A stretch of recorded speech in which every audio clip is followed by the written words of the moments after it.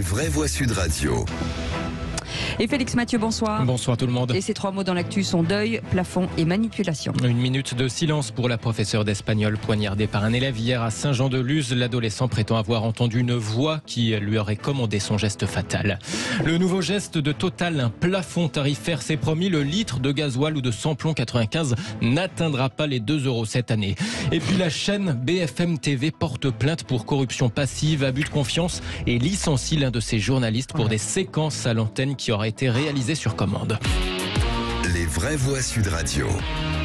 Une minute de silence a été observée à 15h dans les établissements scolaires qui ne sont pas en vacances. Hommage à Agnès Lassalle, cette professeure d'espagnol de 52 ans poignardée à mort par un élève de 16 ans hier à Saint-Jean-de-Luz. Une enseignante très appréciée, souligne le ministre de l'Éducation, Pape Ndiaye. Le parquet ouvre une enquête pour meurtre avec préméditation. L'auteur des faits devrait pouvoir être jugé. Il est accessible à la responsabilité pénale, estime le procureur de Bayonne, Jérôme Bourrier, qui réclame son placement en détention provisoire. Durant sa garde à vue, le mis en cause a fait état, a mis en avant une petite voix qui lui parle, un être qu'il décrit comme égoïste, manipulateur, égocentrique, qui l'incite à faire le mal et qui lui aurait suggéré la veille de commettre un assassinat. C'est en tout cas ce qu'il a déclaré lors de sa première audition. Le mis en cause est toujours entendu par les officiers de police judiciaire du SPJ de Bayonne.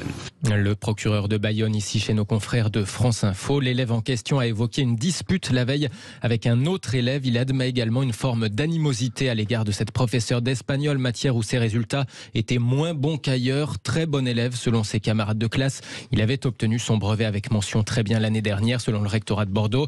Il dit aussi cet élève avoir été victime de harcèlement dans son précédent établissement. Le jeune homme avait réalisé une tentative de suicide médicamenteuse en octobre dernier, après quoi il s'était vu prescrire des antidépresseurs.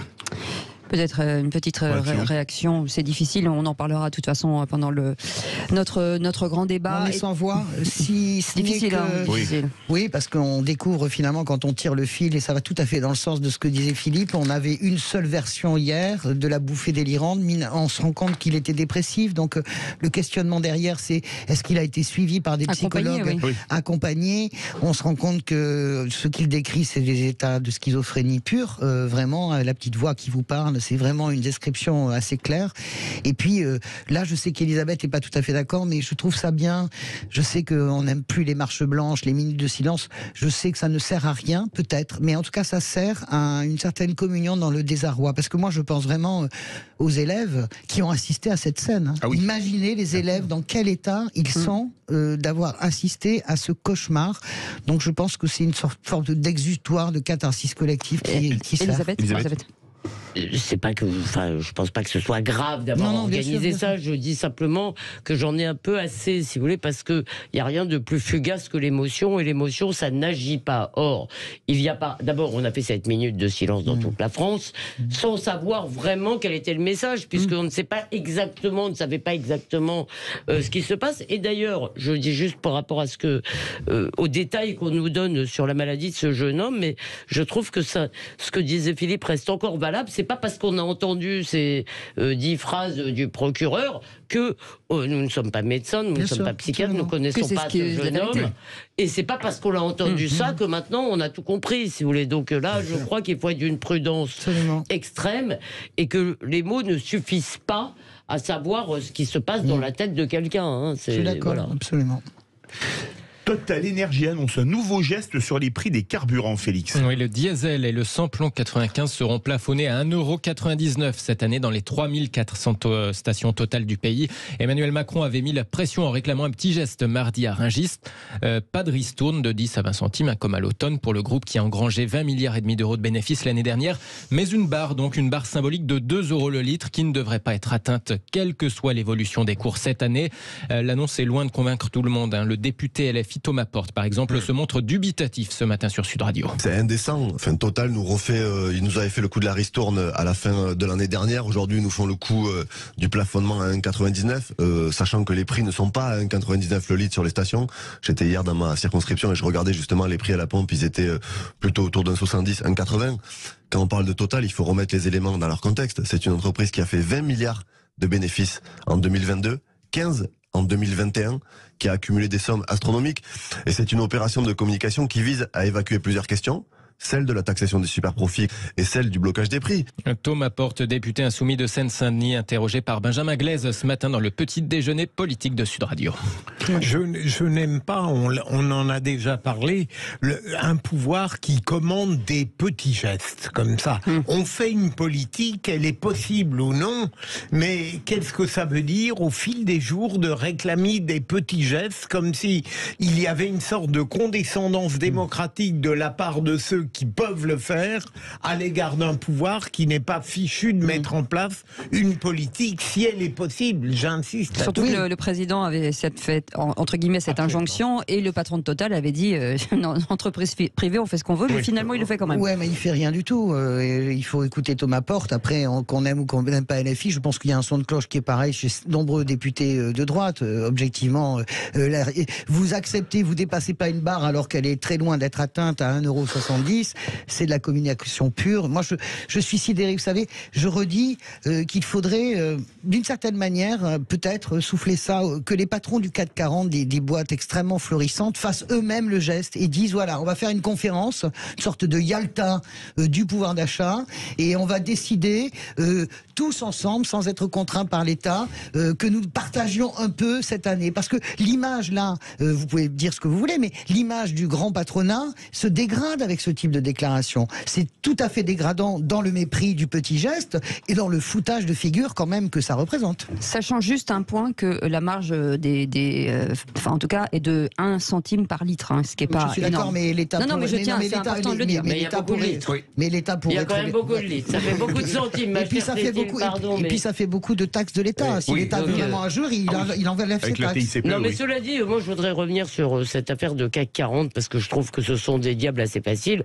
Mais par ailleurs, votre idée du Yalta, etc., ça marchait très bien dans le capitalisme que nous aimions quand il y avait des frontières, quand nous n'étions pas dans la mondialisation et quand toutes ces boîtes, si vous voulez, il y avait un lien entre leurs consommateurs, leurs dirigeants, leur actionnariat, si vous voulez, qu'il y avait un lien à un pays. Aujourd'hui, si vous voulez, ces boîtes sont françaises historiquement.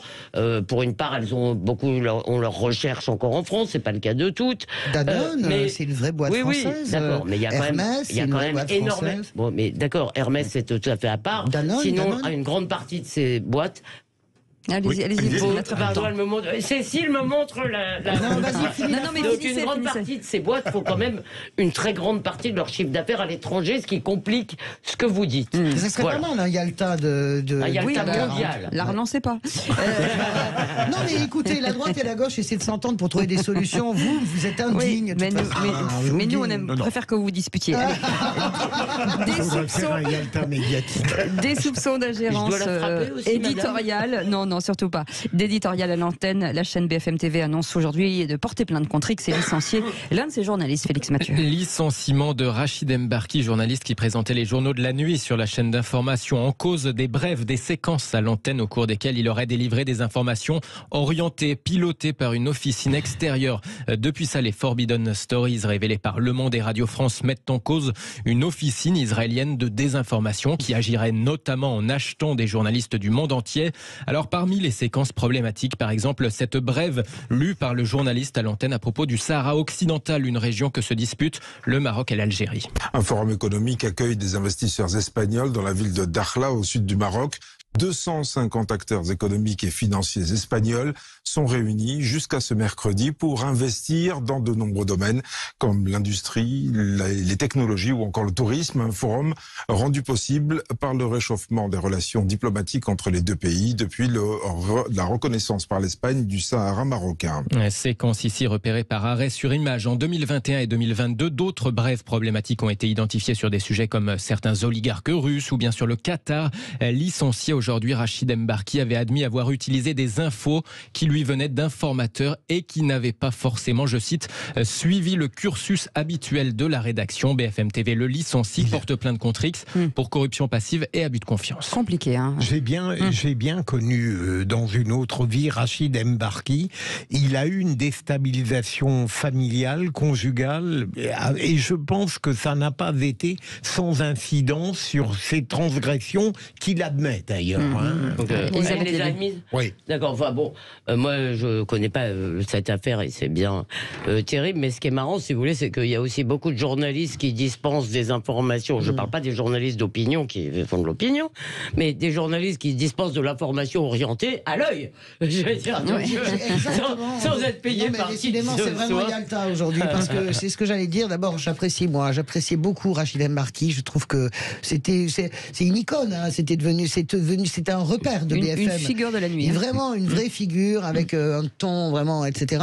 Il a reconnu qu'il avait eu des infos, mais il a surtout dit qu'il n'avait jamais été payé. Ce qu'on apprend dans l'excellent travail de la cellule d'investigation de Radio France, notamment avec le très bon boulot de Frédéric Mettezo, c'est que l'officine israélienne va jusqu'à payer 3 000 € pour des passages et des diffusions. Donc lui, il n'a pas touché d'argent. Et par ailleurs, je vous le dis, on n'a pas besoin. Vous savez, quand vous allez, quand vous récupérez des éléments de langage de Pierre, Paul ou Jacques et que vous les recrachez à l'antenne sans aucun filtre, mais avec, comment dirais-je, la validation de votre carte de presse et de votre statut de journaliste politique, c'est pas mieux.